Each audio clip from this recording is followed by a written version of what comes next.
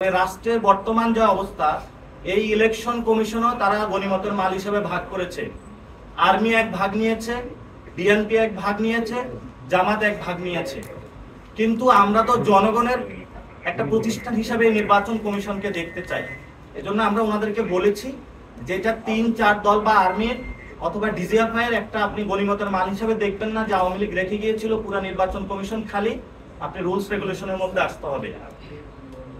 দ্বিতীয় একটি বিষয় যে আপনারা জানেন যে ইতিমধ্যেই গুমের ঘটনায় আমাদের দেশপ্রেমিক সেনাবাহিনীকে যারা কলঙ্কিত করার প্রচেষ্টা চালিয়েছিল তাদেরকে আদালতের পর্যবেক্ষণে এসেছে এবং তাদেরকে সেখানে তারা গৃহবন্দী হয়েছে।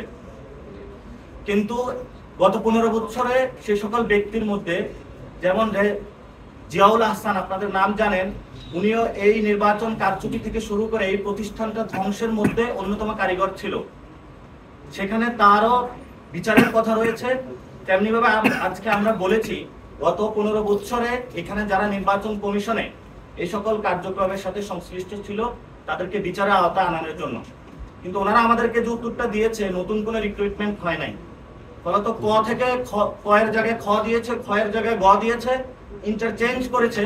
কিন্তু নির্বাচন কমিশন আগের যে পরিস্থিতিতে রয়েছে সেই পরিস্থিতিতে রয়েছে। এই বিষয়গুলো আমরা উল্লেখ করেছি, তাদের নজরে এনেছি।